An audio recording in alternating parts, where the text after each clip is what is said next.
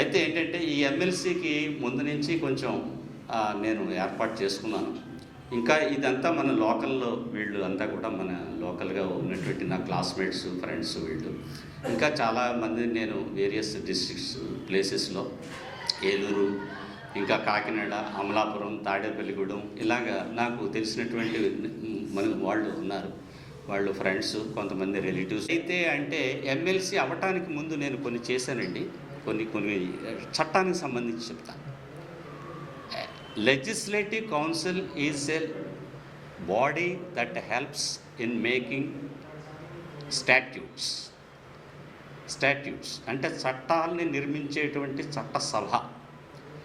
ఈ చట్టసభలో యాక్టివిటీస్ ఏమిటి అని అంటే చట్టాలని తయారు చేయడం. That is the basic function of a legislative body. It may be A legislative assembly or A legislative council. ఈ రెండిట్లో ఏదైనప్పటికీ కూడా బేసిక్గా అది ప్రాథమికమైనటువంటి బాధ్యత. ఆ బాధ్యత ఈ లెజిస్లేటివ్ కౌన్సిల్ మరియు ఈ లెజిస్లేటివ్ అసెంబ్లీ రెండు కలిసి తీసుకుంటాయి. కానీ అసెంబ్లీకి ఉన్నటువంటి ఫంక్షన్స్, విస్తృతమైనటువంటి ఫంక్షన్స్ కానీ, రెస్పాన్సిబిలిటీస్ కానీ, పవర్స్ కానీ లెజిస్లేటివ్ కౌన్సిల్కి లేవు. అయినప్పటికీ కూడా any bill that passed in assembly must be sent to the legislative council. Legislative కౌన్సిల్లో కూడా అది పాస్ అవ్వాలి. పాస్ అవ్వకపోతే ఏదైనా in case of any contradiction between the two bodies, legislative assembly ఉండి కౌన్సిల్ ఉన్నటువంటి కొన్ని రాష్ట్రాల్లో, ఉదాహరణకి బీహార్, ఉత్తరప్రదేశ్ ఇటువంటి వాటిలో కౌన్సిల్ కూడా ఉంది. అటువంటి సందర్భాల్లో ఏదైనా ఒక బిల్లు మీద కాంట్రవర్సీ వచ్చినప్పుడు మొత్తం ఒక కంబైన్డ్ జాయింట్ సెషన్ కూడా ఏర్పాటు చేసుకోవచ్చు. అప్పుడు అసెంబ్లీ నిర్ణయం నెగ్గుతుంది. కానీ ఆర్థిక బిల్లుల విషయం వచ్చేటప్పటికి మాత్రం కౌన్సిల్కి అటువంటి అవకాశం లేదు. A bill can be kept for 2 weeks only. అంటే ఈ తిరుమల తిరుపతి దేవస్థానం అనేది ఇండిపెండెంట్ బాడీ. ఈ ఇండిపెండెంట్ బాడీలో గవర్నమెంట్ జోక్యం ఎంతవరకు ఉంటుందండి? కిందన ఈ ఘటన జరిగింది. ఘటన జరిగినప్పుడు కిందన గవర్నమెంట్ యొక్క బాధ్యత ఉంటుంది, పూర్తి స్థాయిగా పోలీస్ యొక్క బాధ్యత ఉంటుంది, తిరుమల తిరుపతి దేవస్థానం యొక్క బాధ్యత కూడా ఉంటుంది.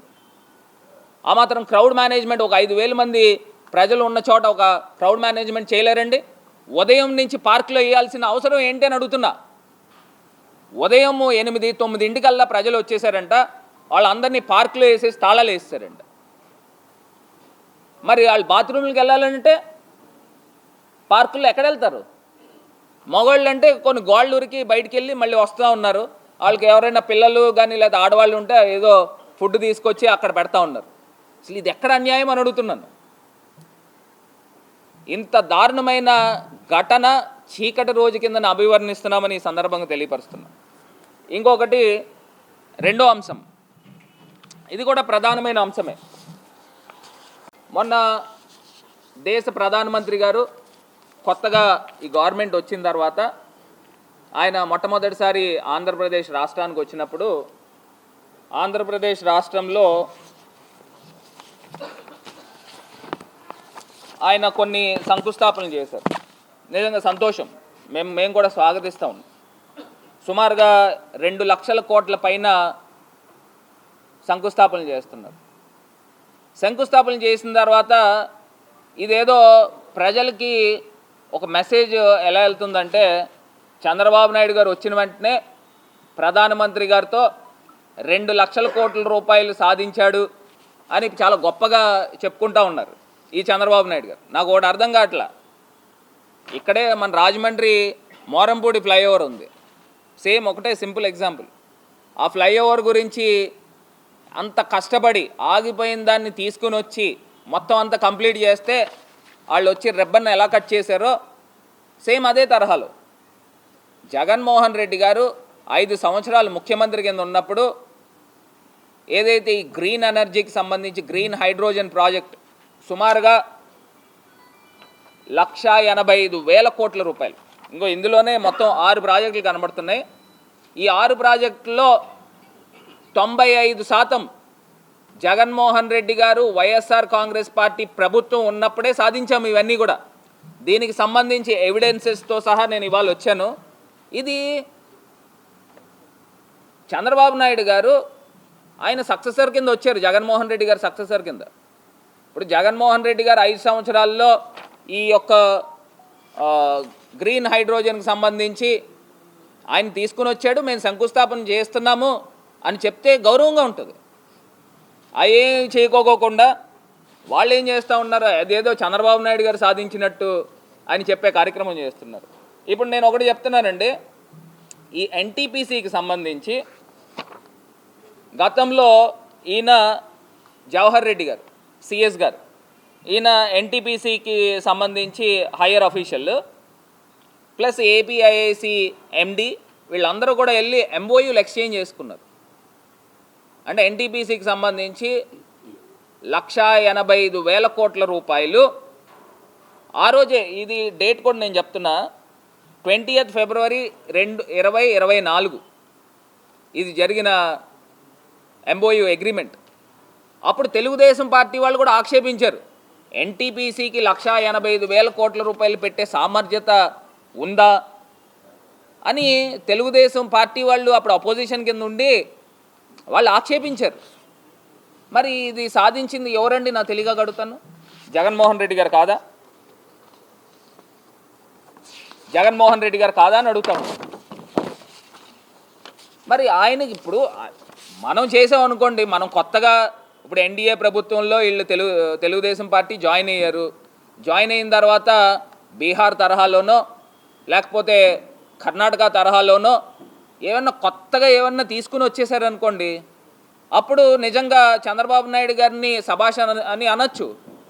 కానీ జగన్మోహన్ రెడ్డి ఎవరో సాధించిన దాన్ని మనం తీసుకొచ్చి అంతా నా వల్ల అయిందని కాలు ఎగరేస్తే ఎలాగండి?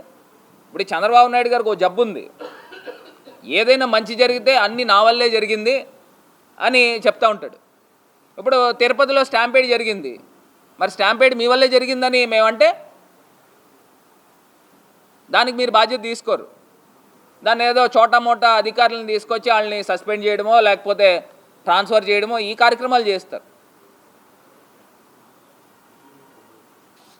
ఈ ఎన్టీపీసీకి సంబంధించి 2,08,000 కోట్ల రూపాయలకు సంబంధించి ఈ ప్రాజెక్టులో 80% ఈ గ్రీన్ హైడ్రోజన్కి సంబంధించి ప్రాజెక్టు.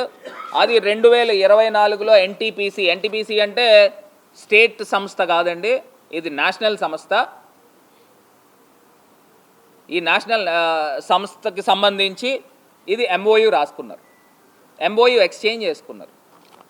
సో ఇదొకటి. రెండో అంశము బల్క్ డ్రగ్ ప్రాజెక్ట్. ఈ బల్క్ డ్రగ్ ప్రాజెక్టుకి సంబంధించి సుమారుగా 1,877 కోట్ల రూపాయలకు సంబంధించి ఇదే వీళ్ళు పోస్టరే నేను చూపిస్తూ ఉన్నా. దీనికి బల్క్ డ్రగ్ ప్రాజెక్టుకి సంబంధించి జగన్మోహన్ రెడ్డి గారు 17 రాష్ట్రాలతో పోటీపడ్డారు. పోటీపడి తెలంగాణ కర్ణాటకని కాదని ఆంధ్రప్రదేశ్ రాష్ట్రానికి మేం సాధించాం. మా ప్రభుత్వం గతంలో మేము ఉన్నప్పుడు మేము సాధించాం. దానికి అప్పుడు యనమల రామకృష్ణుడు గారు ఆయన డ్రగ్ పార్క్ వలన బల్క్ డ్రగ్ పార్క్ వలన తీవ్రమైన ముప్పు కేంద్రానికి యనమల లేఖ. మరి ఇప్పుడు ఏం చేశారండి? ఇదే యనమల రామకృష్ణుడు గారు మీ పాలిట్ బ్యూరో మెంబరు, సీనియర్ లీడరు, గతంలో ఫినాన్స్ మినిస్టర్ చేశాడు. మరి ఈయన చెప్తా ఉన్నాడు అంటే మరి దీని ఘనత ఎవరిదండి? నక్కపల్లిలో తీసుకురావడానికి ఘనత ఎవరిది? జగన్మోహన్ రెడ్డి గారిది కాదా? ఒక మాట చెప్తే మనకి పోయిందే ఉంటుంది. ఇప్పుడు రాజకీయాల్లో హెల్తీగా ఉండాలి. ఇప్పుడు మీరు సాధించారు, అవును జగన్మోహన్ రెడ్డి గారు తీసుకుని వచ్చారు, సంతోషమే, మేము శంకుస్థాపనం చేస్తున్నాము అని అంటే తప్పే ఉంది. దీంట్లో 1,877 కోట్ల బల్క్ డ్రగ్ ప్రాజెక్ట్ కూడా జగన్మోహన్ రెడ్డి గారు తీసుకొచ్చారు. ఇది కాకుండా విశాఖ రైల్వే జోన్ గురించి కూడా నేను చెప్తానండి. ఇది 4/8/2023 ఆ టైంలో పార్లమెంట్లో, అంటే మేము కూడా ఎంపీ కింద ఉన్నాను, ఆ టైంలో జీవీఎల్ నరసింహారావు గారు, ఆయన బీజేపీ ఎంపీ, ఆయన అడిగాడు whether the railway board has given the sanction for the construction of 3rd and 4th lines between Visakhapatnam Gopalapatnam, next అసలైంది flyover projects Duvvada, next railway జోన్కి సంబంధించి కూడా క్వశ్చన్ అడిగితే దాంట్లో వచ్చిన ఆన్సర్ ఏంటంటే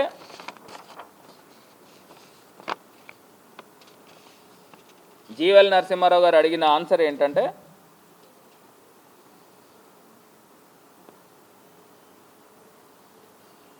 Visakhapatnam falls in the East Coast Railway Zone as on 1/4/2023.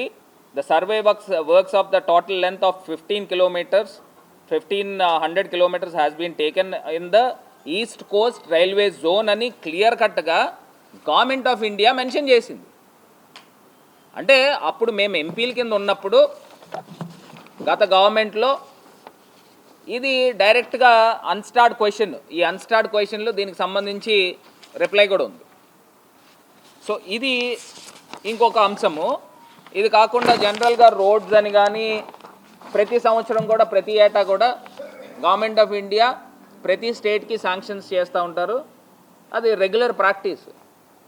వాళ్ళు వెసులుబాట్లకి వేరే రాష్ట్రం నుంచి వేరే రాష్ట్రం నేషనల్ హైవేస్కి జనరల్గా 4 lanes ఉన్నాయి, 6 lanes అవుతాయి, 6 lanes ఉన్నాయి, 8 lanes అవుతాయి, 2 lanes ఉన్నాయి, 4 lanes అవుతాయి. ఈ జనరల్ ప్రక్రియ. దాంట్లో భాగంగా ఈ రోడ్ ప్రాజెక్టులకి 4600 కోట్లు తీసుకుని వచ్చారంట. సో 6 రైల్వే ప్రాజెక్ట్స్ ఇవన్నీ కూడా మేము స్వాగతిస్తాం. దీంతోపాటు మెజారిటీ 90-95% ప్రాజెక్ట్స్ మొన్న శంకుస్థాపన జరిగినాయి. అది జగన్మోహన్ రెడ్డి గారు ముఖ్యమంత్రి కింద ఉన్నప్పుడే జరిగినాయి అనేది ఒకటి గుర్తు చేసుకోవాలని ఈ సందర్భంగా తెలియపరుస్తున్నా. ఇగోండి, ఇది బల్క్ డ్రగ్ ప్రాజెక్ట్ దగ్గర నుంచి ఇది కూడా పార్లమెంట్లో అన్స్టార్డ్ క్వశ్చనే. మా ఎంపీ అప్పుడు ఆదాల్ ప్రభాకర్ రెడ్డి గారు, మిథున్ గారు, బ్రహ్మానంద రెడ్డి గారు అడిగిన క్వశ్చన్కి అందులో క్లియర్గా మెన్షన్ ఏం చేశారనంటే the promotion of bulk drug parks which was considered approved by the scheme steering committee in its meeting 13/11/2022 అంటే already approved in 2022 3/11/2022. ఇందులో క్లియర్గా మెన్షన్ అయ్యి ఉంది ఆంధ్రప్రదేశ్కి బల్క్ డ్రగ్ ప్రాజెక్టు. ఇందులో ఏమని మెన్షన్ అయిందంటే the grants in aid in creation of common infrastructure facilities bulk drug park KP Puram and Kodada of Tondangi Mandal of Kakinada district erstwhile East Godavari. ఇందులో క్లియర్గా mention అయ్యి ఉంది. దీనికి యనమల రామకృష్ణుడు గారేమో పెట్టడానికి కుదరదు అని చెప్పి ఆయన లేఖ రాశాడు. అంటే తెలుగుదేశం పార్టీ తరఫున ఆయన లేఖ రాశాడు. ఇదిగోండి, ఇది లేఖ యనమల రామకృష్ణుడు గారు ఇచ్చిన లేఖ ఇది.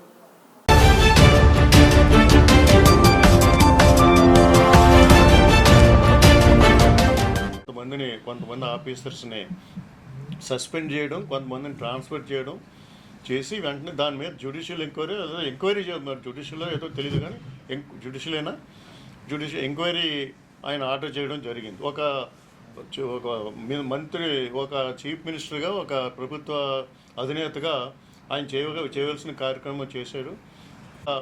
కాసులు ఎరుకునే టైపులో అక్కడ ప్రతిపక్షాలు, ముఖ్యంగా జగన్మోహన్ రెడ్డి అక్కడికి వెళ్ళడం, దాన్ని రకరకాలుగా దాన్ని తను అడ్వాంటేజ్ తీసుకోవడం కోసం, పొలిటికల్ అడ్వాంటేజ్ తీసుకోవడం కోసం ప్రవర్తన చేయడం అనేది చాలా విషాదకరమైన సంఘటన అది. ఎందుకంటే అతను చంద్రబాబు నాయుడు గారు కుప్పం నియోజకవర్గంలో పర్యటనకు వెళ్ళిన మూలంగానే ఈ దుర్ఘటన జరిగింది. పోలీసులందరూ కూడా అక్కడే ఆయన కుప్పం వెళ్ళిపోయారు కాబట్టి, చంద్రబాబు నాయుడు గారి సెక్యూరిటీకి వెళ్ళిపోయారు కాబట్టి ఇక్కడ ఈ విషాదం జరిగింది. తగిన సెక్యూరిటీ లేదని చెప్తున్నాడు.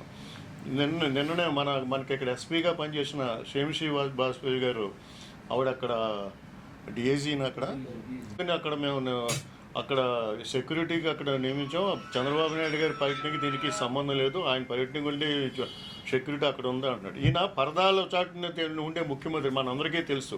ఎక్కడికే కూడా కదిలేవాడు కాదు. తాడేపల్లి ప్యాలెస్ని దాటి బయటకు వచ్చిన దాఖలాలు ఎప్పుడు కూడా లేవు. ఈయన హయాంలో ఎన్ని సంఘటనలు జరిగినాయండి. కచ్చులూరు బోటు సంగతి దగ్గర నుంచి ఎన్నో కచ్చలూరు బోటు ప్రమాదం మనకు తెలుసు.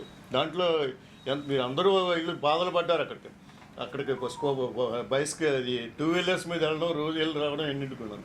ఎందుకంటే అసలు అక్కడ ఆ బోటు అనేది గోదావరి నదిలో వెళ్ళడానికి వీలైందా కాదా దానికి అనేది కూడా చూసుకోకుండా దాని పర్మిషన్ ఇవ్వడం, దాని మూలంగా ఎంతో చనిపోవడం అనేది జరిగింది. అక్కడికి ఎప్పుడైనా వెళ్ళాడా అయినా? అదేవిధంగా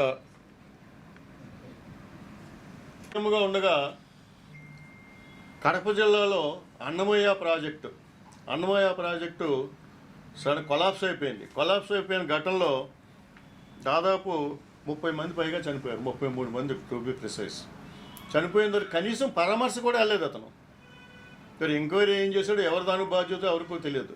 ఇలా వివిధ సంఘటనలు అక్కడ వైజాగ్లో ఆ ఫ్యాక్టరీ అక్కడ దానికి అవ్వడం, పాలిమర్స్, ఎల్జీ పాలిమర్స్, అదే ఎల్జీ పాలిమర్స్ విషయంలో కూడా రకరకాల ఊహాగానాలు ఉన్నాయి. ఇక్కడ ఇలా ఎన్నో విషయాలు ఉన్నాయి. అక్కడ దాదాపు ఆయన సీఎంగా ఉండగా ఇలాంటి దుర్ఘటనలో చనిపోయిన వాళ్ళు 104,000 మంది వరకు ఇలాంటి దుర్ఘటనలో చనిపోయిన మృతులు ఉన్నారు. అది ఈయన ఏం చర్య తీసుకున్నాడు? ఈయన ఎలా కనీసం ఎప్పుడైనా వెళ్ళి పలకరించాడా? ఆయన టైంలో లా అండ్ ఆర్డర్ పొజిషన్ ఎలా ఉండేదో మన అందరికీ తెలుసు. అలాంటి జగన్మోహన్ రెడ్డి గారు ఈ రోజుని అక్కడికి వెళ్ళడం, జరిగిన దాని గురించి విచారించాడు. మీరు విజువల్స్ చూస్తుంటే నవ్వుతాడేంటి ఆయన? చనిపోయిన వాళ్ళు పరామర్శించడానికి కానీ, లేకపోతే అక్కడ గాయపడ్డ వాళ్ళు పరామర్శించడానికి హాస్పిటల్కి వెళ్ళినప్పుడు కానీ వాళ్ళు నవ్వుతున్నాడు ఆయన చూసి. అక్కడేమో సీఎం అని అనిపించుకోవడం, కిరాయి జనాలు తీసుకెళ్ళడం, అక్కడికి కిరాయి జనాలు తీసుకెళ్ళి సీఎం అని అనిపించుకోవడం. ఇది ఎలక్షన్ టైము కాదు, లేకపోతే ఇంకోటి కాదు. ఒక చావు దగ్గరికి వెళ్ళినప్పుడు, లేకపోతే ఒక దుర్ఘటన జరిగి పరామర్శించడానికి వెళ్ళినప్పుడు ప్రవర్తించిన విధానం అది. ఆయన కబుర్లు చెప్పడం అది. దీన్ని సమర్థించడం, ఎవరు సమర్థించాలి దీనికి? కాబట్టి చాలా అర్థమవుతుంది. నిన్న మంత్రి గారు ఎవరో చెప్పారు,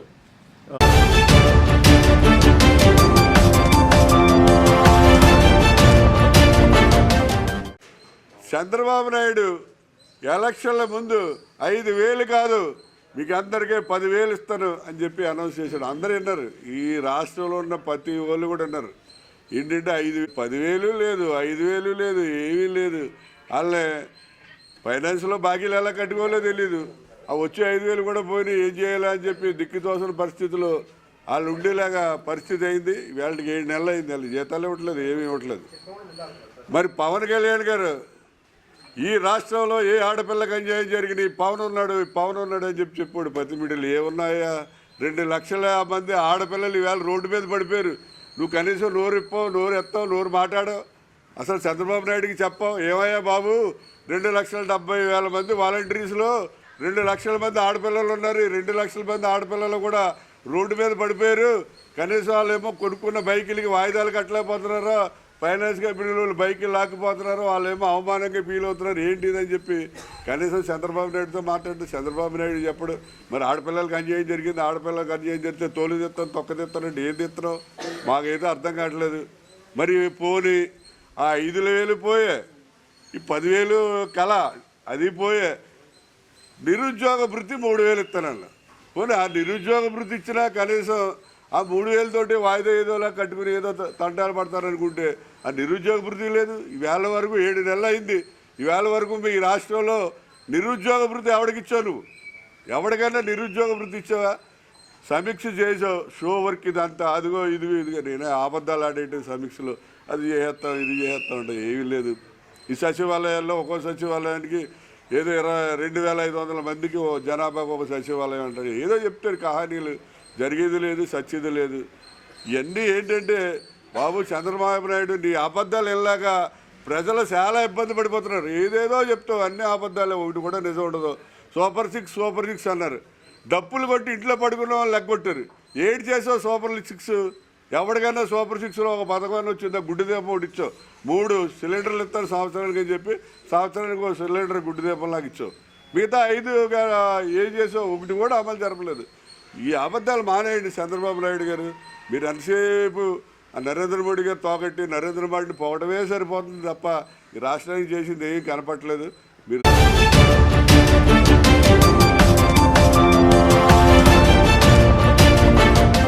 వాళ్ళు అంతా కలిపి 1:20 వరకు పడ్డాయండి ఒక ఆక్షన్కి. సో దాని మీద బిజినెస్ చేద్దాం అనుకునేటప్పటికి మాకు ఇన్వాయిస్ చూసి వచ్చి మా ప్రైస్ వచ్చేసరికి 9.5-10% వచ్చిందండి.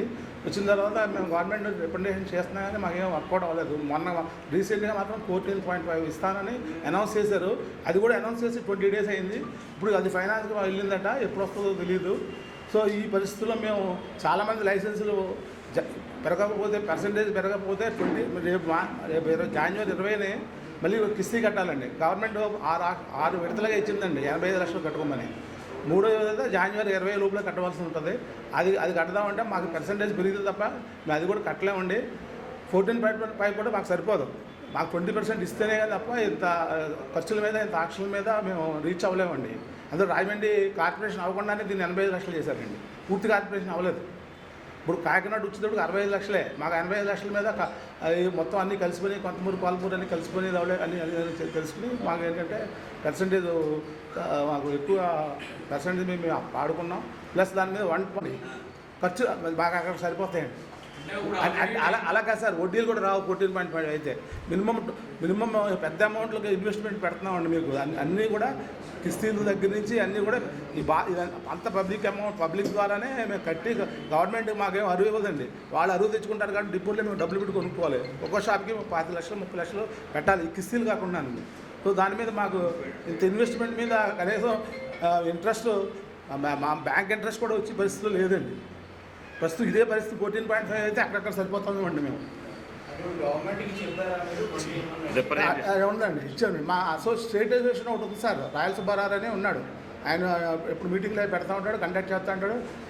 అది గవర్నమెంట్ చేయలేదు, మేము చేసేది మేము రిప్రజెంటేషన్ చేస్తాం.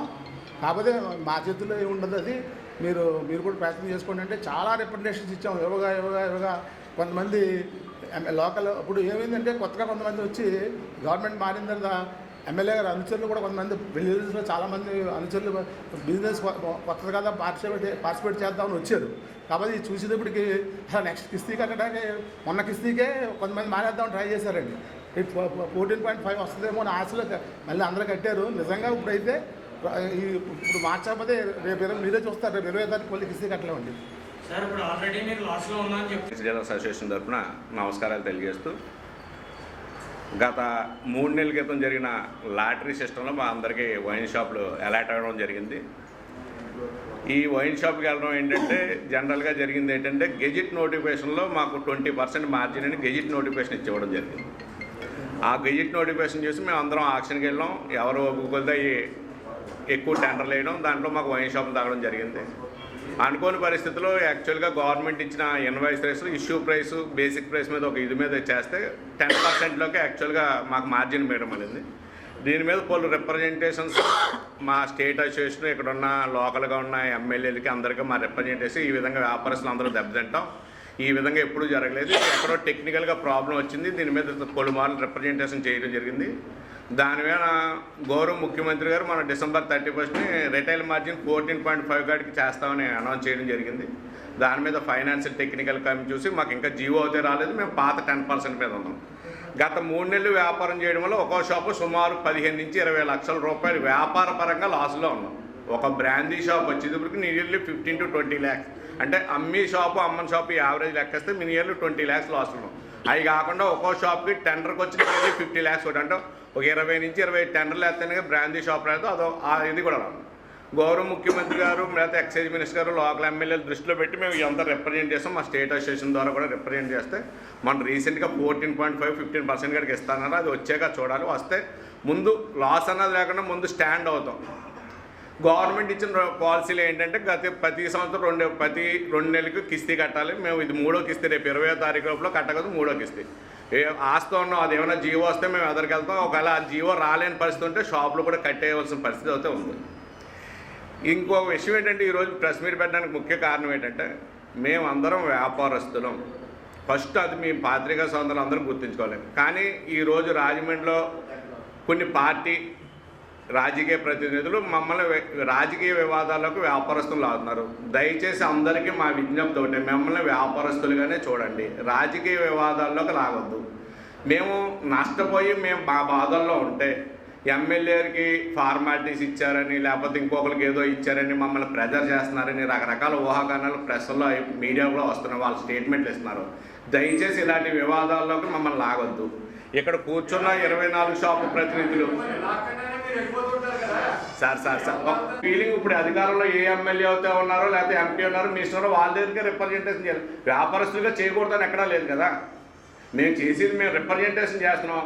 ప్లస్ మేము అని మా యొక్క ఎక్స్పెక్ట్ మాకు నష్టాల్లో ఉన్నప్పుడు మేము ఫార్మాలిటీస్ ఇస్తున్నాం లేకపోతే పర్సంటేజ్లు ఇస్తాం. అలాంటి వివాదాల్లోకి లాగొద్దని మా యొక్క మనవి.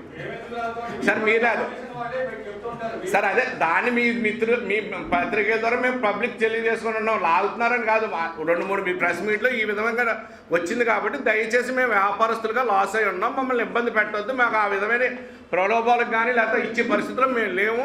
ఇస్తామని కూడా మేము వాళ్ళు అడగలేదు. ఇవి లేనిపోయిన ఆరోపణలు చేయడం ఎందుకని మా యొక్క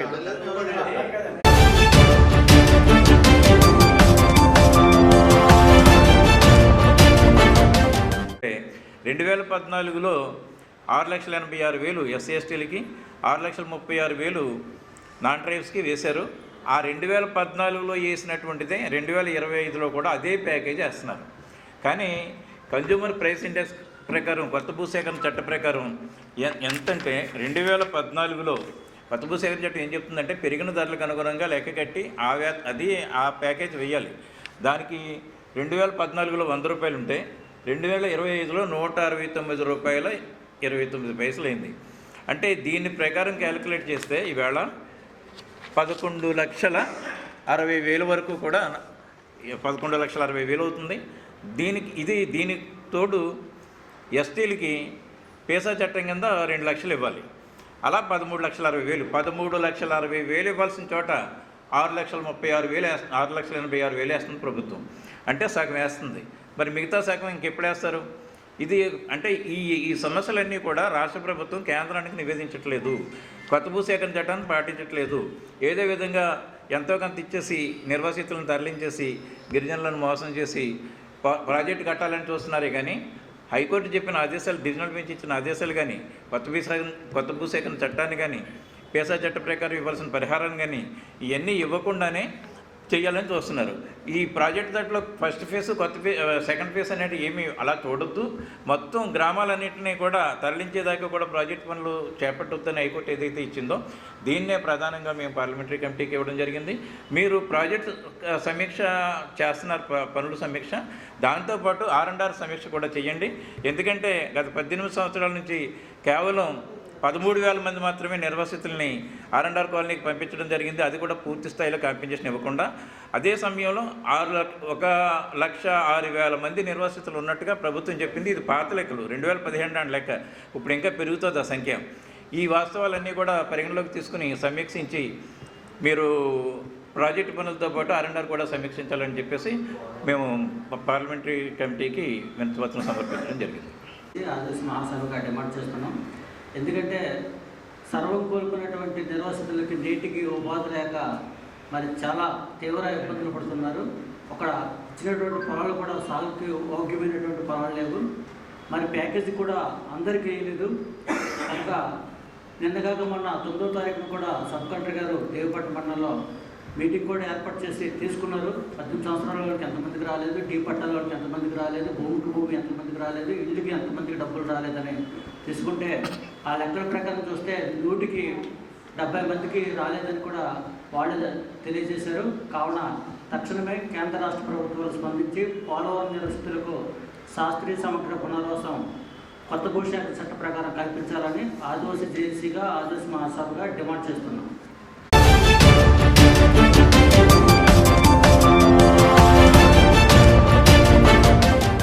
మీకు అందరికీ 10th క్లాస్ ఎగ్జామ్కి సంబంధించి అన్ని సబ్జెక్టుకి all-in-one గైడ్ లాగా ఒక మెటీరియల్ ఒకటి ఇవ్వడం జరుగుతుంది.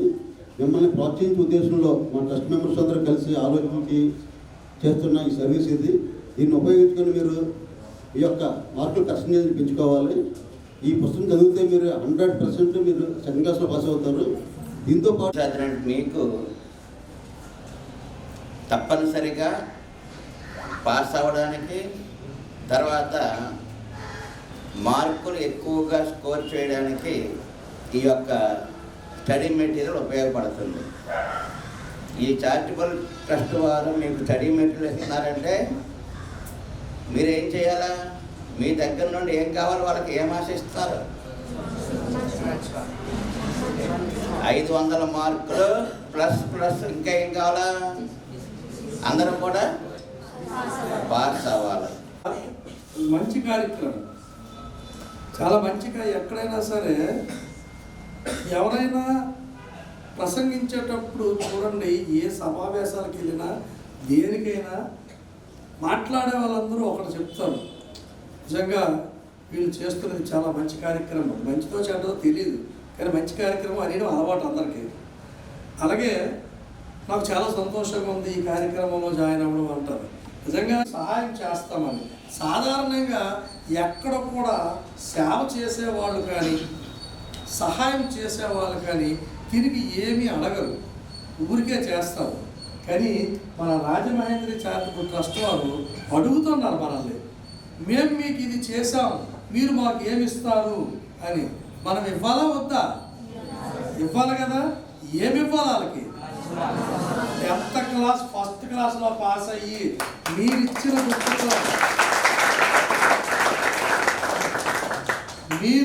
బుక్తో 10th క్లాస్ ఈ స్కూల్లో ఉన్న అందరం కూడా పాస్ అయ్యామని ఒక రిటర్న్ గిఫ్ట్ ఇవ్వాలి వాళ్ళకి.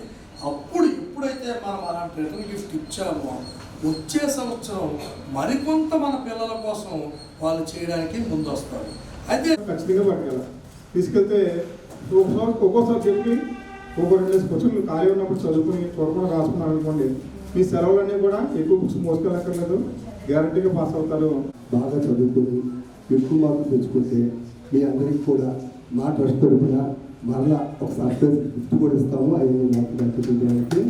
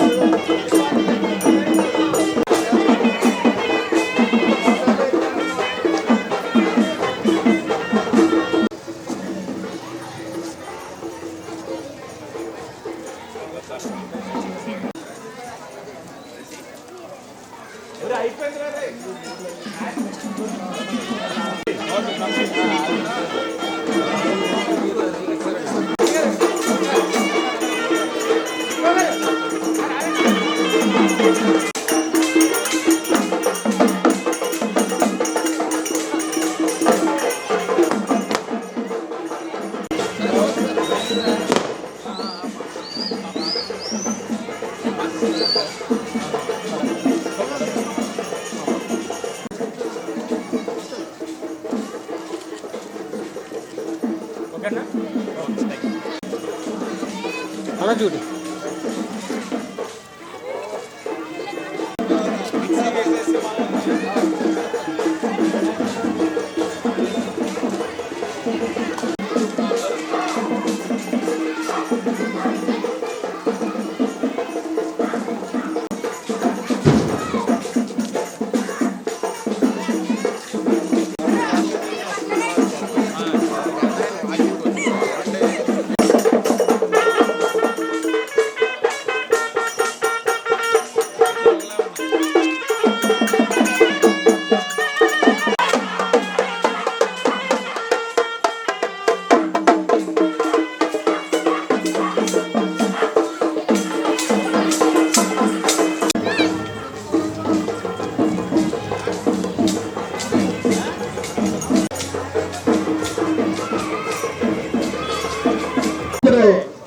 ప్రైజులు కేటాయించారు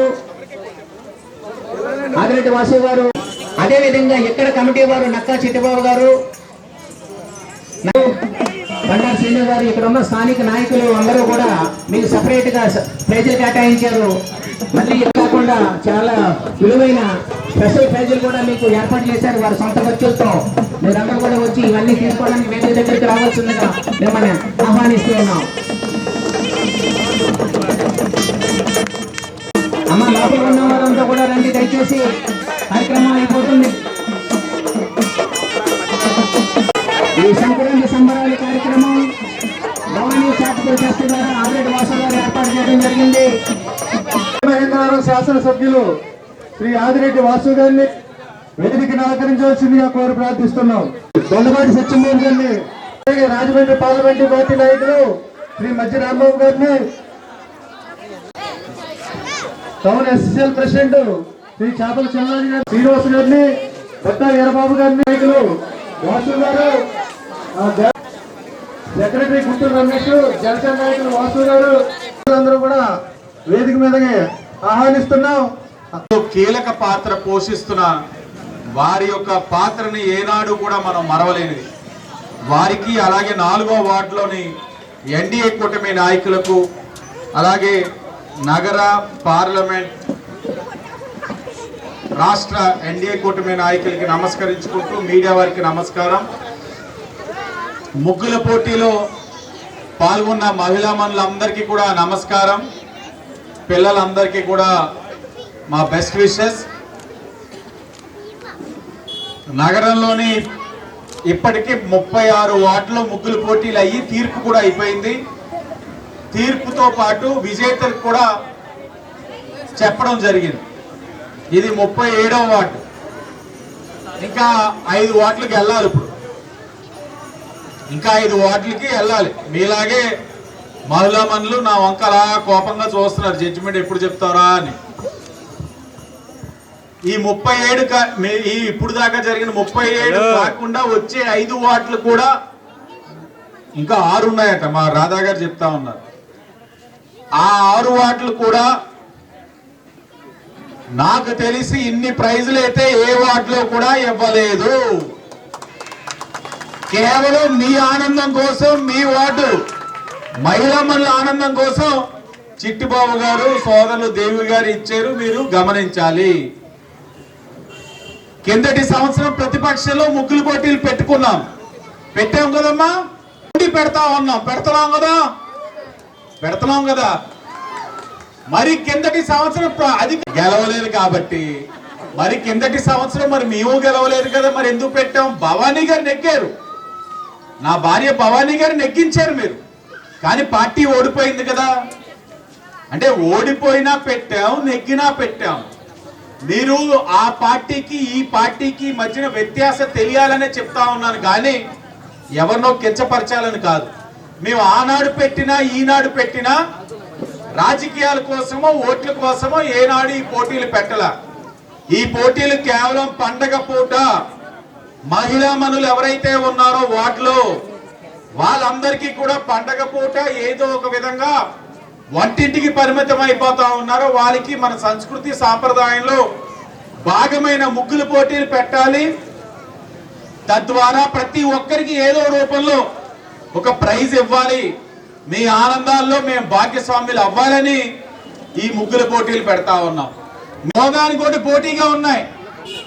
నిజంగా విజేతలు తలపట్టుకుంటా ఉన్నారు. మేము అడుగు వేస్తా ఉంటే ఇది బాగుంది కదా అంటే ఇంకోటి కనబడితే ఇది బాగుంది, అది బాగుంది. ఇన్ని బాగున్నాయని చూసి బహుశా ముందే గ్రహించుంటారు నక్కవారు, మహా తెలివైన వారు, మహా చైతన్యం కలిగిన వారు 4వ వార్డులో మహిళలని ఊహించే ఉంటారు. అందుకనే నేను స్వతహాగా 3 ప్రైజులు ఇస్తా ఉన్నాను. 3 ప్రైజులు. ఈ 3 ప్రైజులు జనవరి 11 ఎల్లుండ పుష్కర్ ఘాట్లో 4ంటికి పుష్కర సంక్రాంతి సంబరాలు పెట్టుకుని అక్కడే ఇస్తాం ఈ 3 ప్రైజులు. కానీ ఈ 3కి ఇంకో 3 ప్రైజులు తెచ్చేశారు వీళ్ళు. ఈ 3కి 3 ప్రైజులు తెచ్చారు. మొత్తం 3 కలిపి ఇప్పుడు గట్టిగా వస్తుంది వాయిస్. ఈ 6తో సరిపెట్లా, ఇంకొక 10 స్పెషల్ ప్రైజులు కూడా ఇస్తా ఉన్నారు మీకోసం. ఆ 10 ఇందాక చెప్పిన అంకి కలిపి ఎన్ని?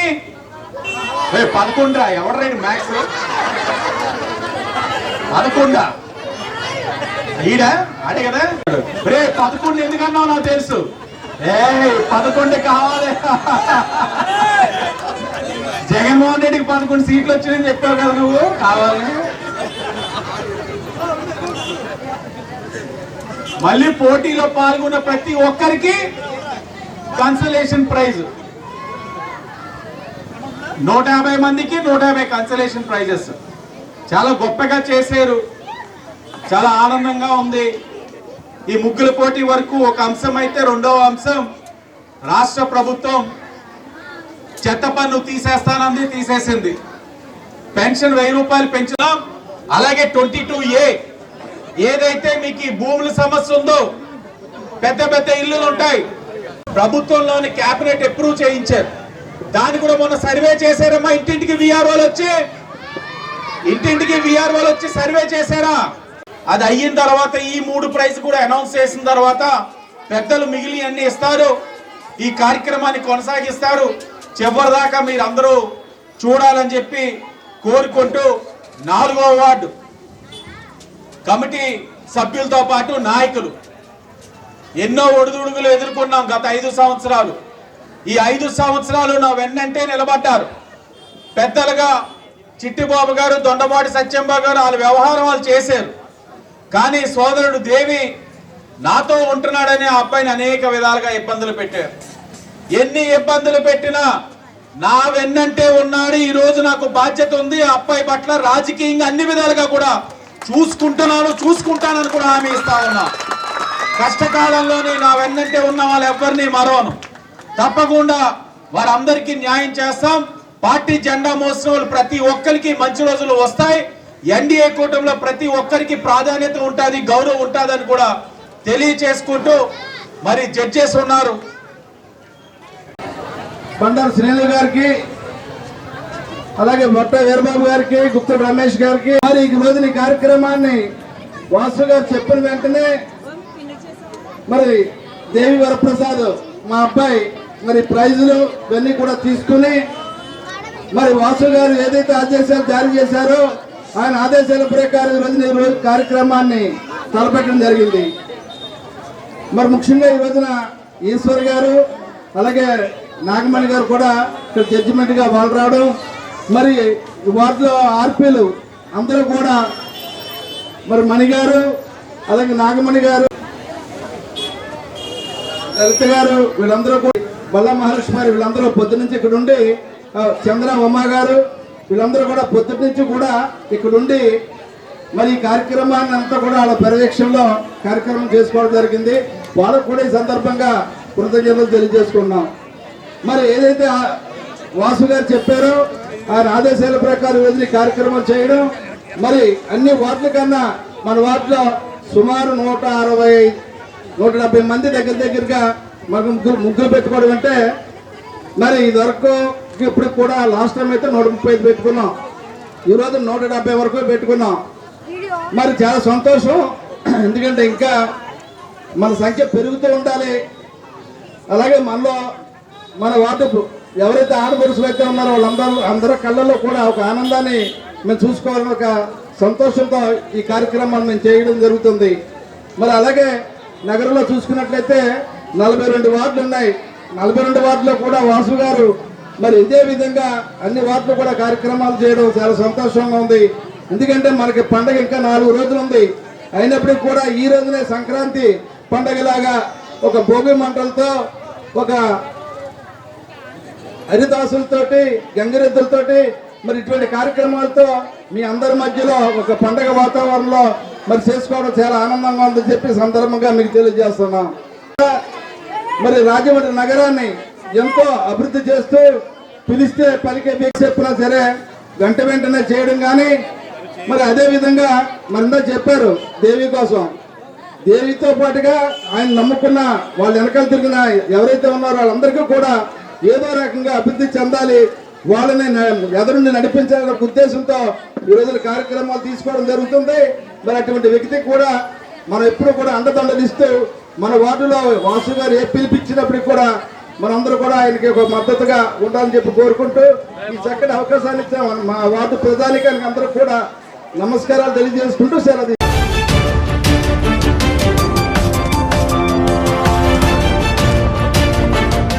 ప్రతిపక్షంలో ఉన్న ముగ్గురు పోటీని కొనసాగిస్తామో తెలుగుదేశం పార్టీ ఓట్ల కోసం లేకపోతే రాజకీయాల కోసం కాదు.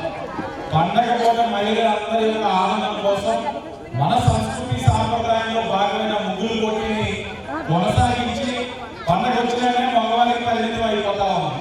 అలా కాదు, పండగ పూట మహిళలందరూ కూడా వంటికే పరిమితం కాదు. ఈ ముగ్గురు పోటీ ద్వారా వాళ్ళకి ఆనందాలు ఉండాలి. ఏదో ఒక రూపంలో మీకు కానుకలు ఇచ్చిన కుటుంబాలు ఆనందాల్లో తెలుగుదేశం భాగస్వాములు అవ్వాలని ఇస్తా ఉన్నాం. మీరు గతంలో మీకు ఇచ్చిన ప్రతి హామీని కూడా అమలు చేసుకుంటూ వస్తామని మీకు తెలియజేస్తున్నారు. 40 కుటుంబాలకు కలిపి 70 కోట్ల కార్యక్రమం 6 నెలల్లో అనేకమైన కార్యక్రమాలు చేస్తున్నాం. అన్న క్యాంటీన్ ఓపెన్ చేస్తున్నాం, చెత్త పనులు తీసేస్తాం. మీకు ఏదైతే దీపంపాలని ఎదుర్కొంటే ఏదైతే గ్రౌండ్ ఉందో ఇంకా చాలా వాటిలో ఏ రీతిలో అభివృద్ధి కార్యక్రమాలు తిరుపతిలో వైకుంఠ ద్వారదర్శన టికెట్ కోసం జరిగిన దొమ్మిదిలో ఒక 6 కార్యక్రమాన్ని తప్పదు కాబట్టి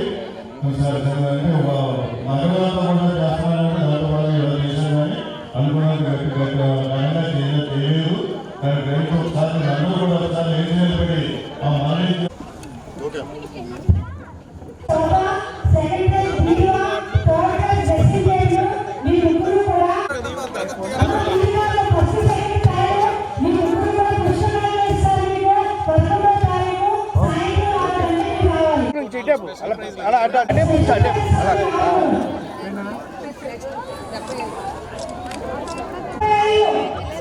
సార్